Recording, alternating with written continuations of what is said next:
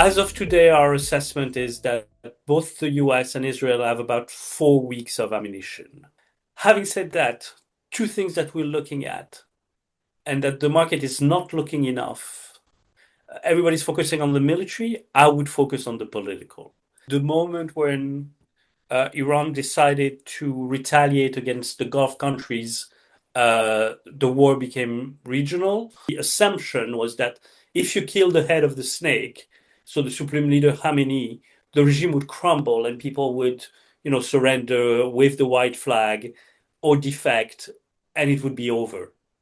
But that's not the case. And that is the problematic aspect going forward.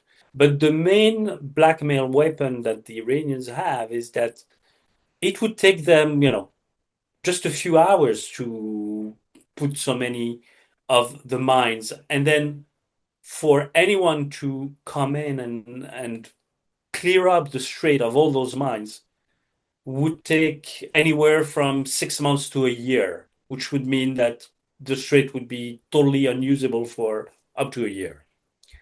That is the catastrophic scenario that the markets do not want to think of and are not thinking of, but they should. And has the conflict materially affected Iran's crude oil production and export volumes so far? Not really, barely. I mean, I'm looking at the numbers, and so before the war, average was about 1.6 million barrel a day.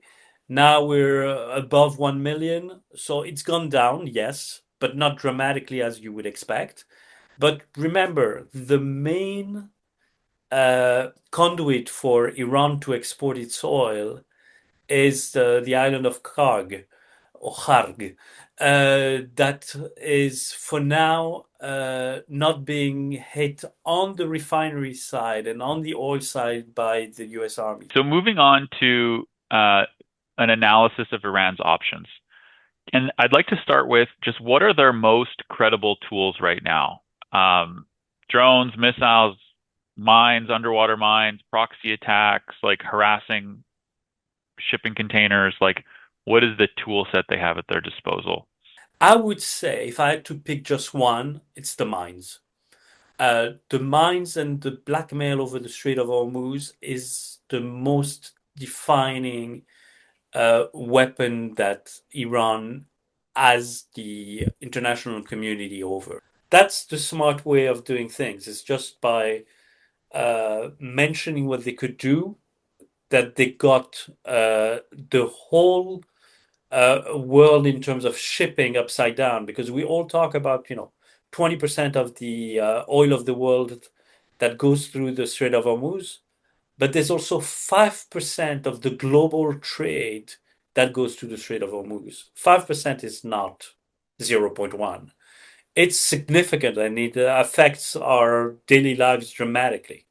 But as I said, this could be just the beginning. I don't want to be the black sheep here, but there is a possibility of oil going to 150, 200, and then what do you do? And for 1 year, if the strait is mined, for instance.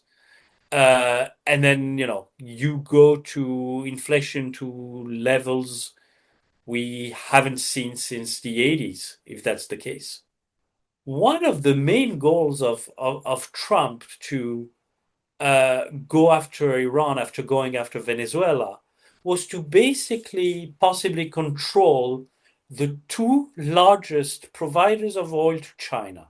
Because, okay, we know that the Americans control Venezuelan oil. If they were to control Iranian oil, or if Iranian would, the new regime would stop selling to China, then right there, Trump has a big blackmail weapon against Xi, and Xi, with his other blackmail weapon, that is the access to rare earth minerals, would be stopped and neutralized, and that would be a big sea change.